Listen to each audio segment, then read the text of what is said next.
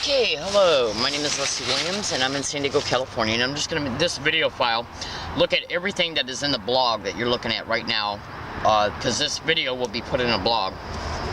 And I'm doing the last essentials that I need to do in order to be able to get out of here for the day.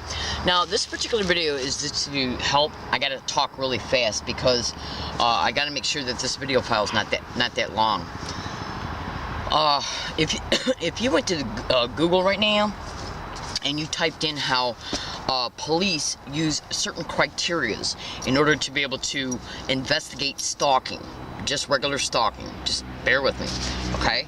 You'll see that one of the criterias of them investigating stalking in order for them to determine if stalking is occurring towards anybody or any kind of group is to look at patterns of behaviors that the stalking victim might be experiencing. When I first became a target of what is known as organized stalking, which can also be termed as gang stalking, and again, I got to talk really fast in this particular video because of video time availability.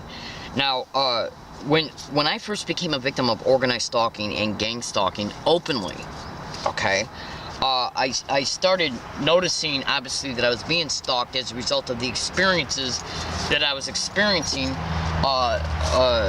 as I was experiencing the organized stalking, gang stalking methods, and tactics. So it was very clear to me that I was being stalked. It was just a extremely peculiar way of being stalked, but at least I had enough information pertaining to me being stalked. So I went online and I researched how the police investigate stalking. I Wikipedia'd it and everything, okay? Now the point I'm trying to make here is that very early on, as a result of me consciously being aware that I was being stalked, because in gang stalking and organized stalking, they purposely, intentionally let you know that you're being stalked. It's their way to let you make sure that you feel harassed and victimized. Now, so as a result, I went online and I researched many different things. I even went to a government website in order, because some government websites, they will post certain information about particular types of crimes and how you can respond to it and what you can do. And I think that's where I found this criteria pertaining to how the police investigate organized stalking. So I discovered that it said on these websites that what they try to do is research the statements of the targets, the victim, and any evidence that is left behind, and all the descriptions that the victim might state in reference to how they're being stalked by, it doesn't matter who. And basically what the printout was saying, which is actually from, I'm remembering it now, I think it was from a different state, because I'm in California. It was from a different state government's website, okay, pertaining to stalking. I literally went on their website and found this information. They said that if you're a stalking victim, to keep a log pertaining to what's happening to you, a daily log. I even printed out the printouts, okay, that was designed so you could, like, it was like a spreadsheet, sort of, where you could have a visual representation about how to keep a log, date, time of event, what happened, so on and so forth.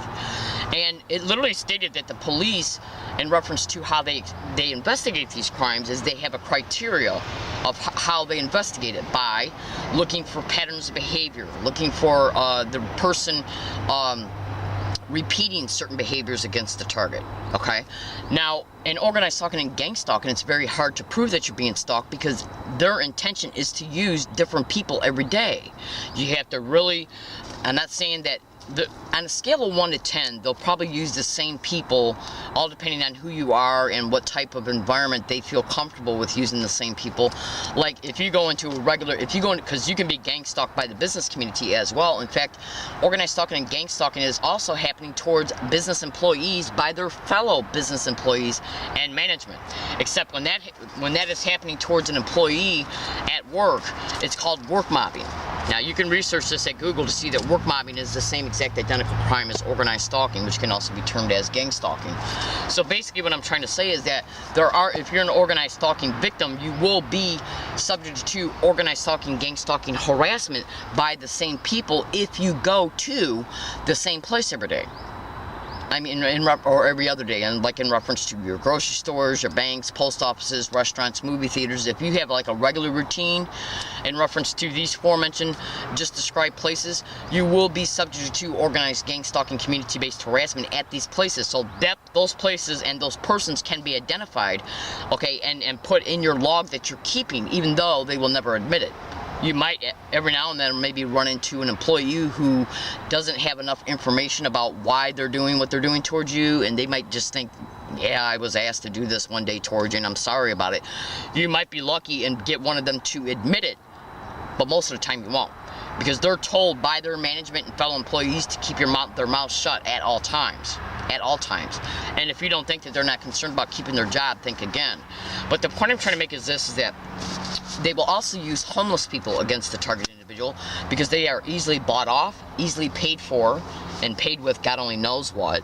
Okay, and I'm not besmirching homeless people at all, because there's a lot of decent people out there that are homeless, that have just, you know, become homeless because of circumstances, bad relationships that went bad, and just a bunch of different types of circumstances, whether they were in their control or not. I'm talking about the paid off homeless people who are engaging in organized stalking for many different reasons, and there are a lot of people out there that are engaging in organized stalking and gang stalking just because of the simple fact that they're messed up already to begin with. You know, in reference to their moral code, if they don't have nothing, they're easily more, influenced to do what they do. And then you got the ones who just don't give a shit and will do anything they're told to do as long as they get something. Okay? So what I'm basically trying to say is that what you can do is, in the most healthy, what I'm literally explaining to you in this video is that it's literally on the internet that the police, okay, and even the government tell stalking victims to keep a log pertaining to what's happening to them. A written log, a text log, and if they can even get video and audio proof, as long as they do it discreetly without it being like totally obvious, okay, because that's almost that could be possibly inviting problems. But the organized crime in the system that is involved in these criminalities will even use that excuse to assault you. Case in point, they'll have an individual who is engaged in organized community-based harassment, organized stalking against you. And since cyber surveillance is a method of these crimes, they will see that you're responding to individuals they have used to harass you on prior dates. And they see you're responding to it by, when you see that person again, you might discreetly take a video picture of them, upload it to the internet, and since cyber surveillance is a method of gang stalking, they're seeing how you're responding to it.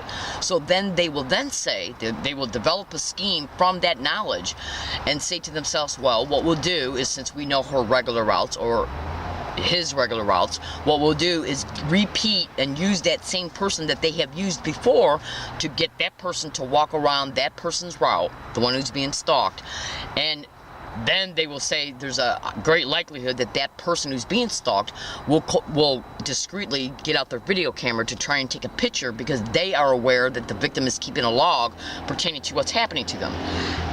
Hold on. So what they'll do is they'll reintroduce a person who they have used before on prior occasions to walk by that person, like from across the street or whatever, and have that person walk by the target again, believing that that target will stop and take a video picture of them. And then they're told that when that person does that, to have that person who they have harassed, who they have used on prior occasions to harass the target, to walk across the street and assault the target and blame the assault on the fact that the person's acting like, I'm assaulting you because you're taking a video picture of me for no reason. And part of the reason why they're doing that is because at prior places they have used people to engage in organized stalking and gang stalking against a target individual, and they've seen that that individual was responding to it by covertly taking video pictures of the people they were using, the Biomedical Library in UCSD. And then they staged an event, like by slashing my tires, to provoke me to contact them. So I would say my tires got slashed because of gang stalking. They act like they don't know what gang stalking is. They go on the internet, find my videos, and say you're being banned banned for taking video pictures of people in the library. So we got 2 separate incidences. One person assaults me because he's claiming I'm taking a video picture of him for no reason. Another person, and then I'm banned at UCSD a year before for taking video pictures of people who were engaging in gang stalking of me. And then they put 2 skanks on a bus back in April 2012 who were engaging in gang stalking of me. That's right. And I wasn't taking a video picture of them until they accused me of it. And so I did. That's right. That's right. And then that blew out of proportion because of the way they were acting threatening. Now, their whole goal is to try and establish a pattern of behavior about the target by claiming the target's crazy for taking video pictures of people for no reason, that the target's delusional because they're claiming they're being stalked by people they don't know. Yeah, and as a result, they're taking video pictures of people for no reason, when in actual, factual reality, the target is doing what they're supposed to do, keeping a log of people who have been used in gang stalking.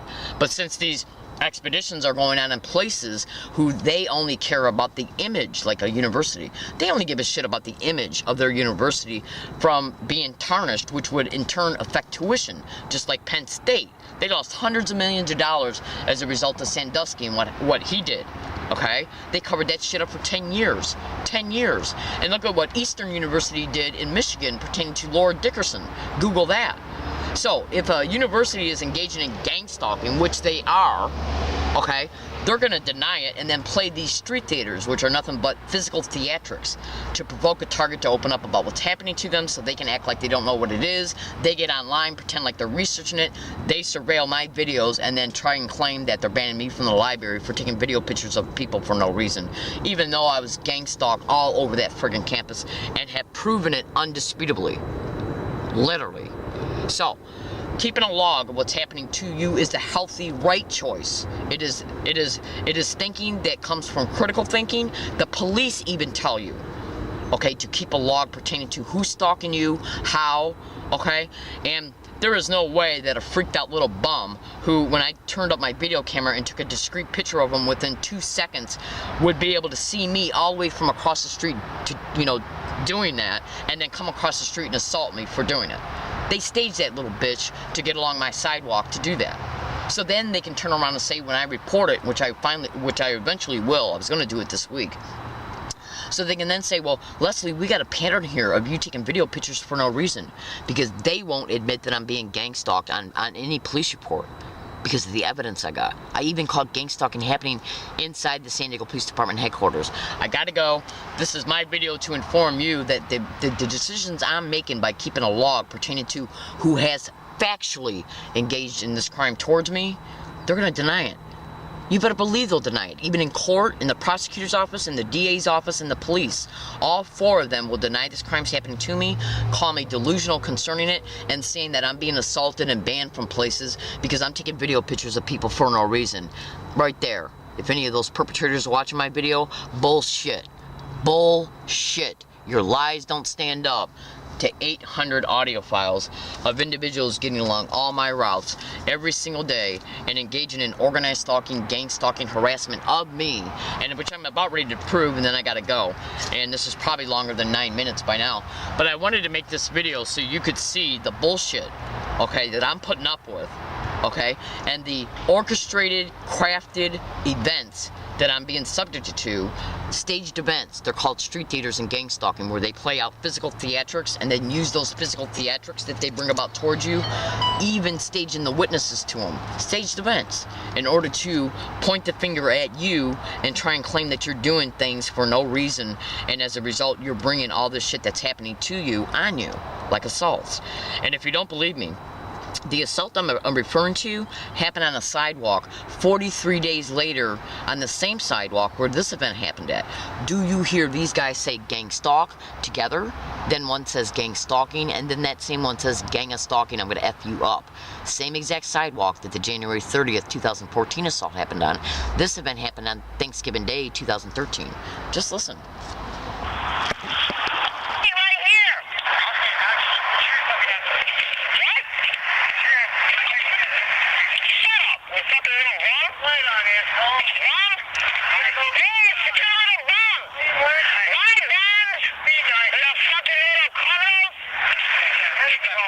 Nice.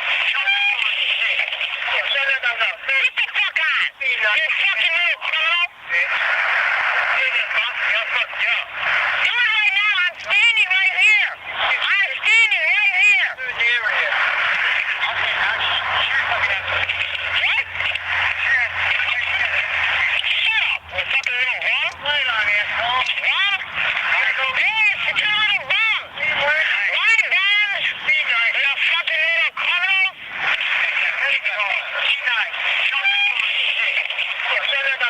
Get the fuck on. You fucking little criminal. Now, the two individuals that played a role in this event, one of them was seen, one of them has harassed men anywhere between 8 and 11 separate occasions. Remember how I talked about at the beginning of this video that they will use certain people repetitively, but most of the time they use different people. Now, the individual that assaulted me on January 30th, 2014 was seen by me talking to these two guys on prior occasions before January 30th. And he was seen by me also on 2 other occasions walking up and down the street one time. No, I'm sorry, at a bus stop one time and at Rouse. That's right. And then seen on two prior occasions talking to these guys. Now, on October 15, 2013, I called the San Diego Police Department at a Jack in the Box where I was being gang stalked at, 30 miles away from where the January 30th assault took place at and where this event took place at. And I told them when they came out to that Jack in the Box that individuals are getting around me and saying gang stalk everywhere I go every single day. And this happened. The Thanksgiving event happened 43 days later, and then the January 30th event happened 42 days after that on the same sidewalk where the Thanksgiving event took place at. So, any organized crime, syndicated, gang stalking, freaked out fucks who are watching this video, right there, okay? And any corrupt San Diego police officers, good luck. Good luck in denying that this crime is happening to me, and I hope and pray that you even state that on your police reports, because filing a police report is a felony. Filing a falsified police report is a felony. So have a nice day, if you know what I mean, and good luck.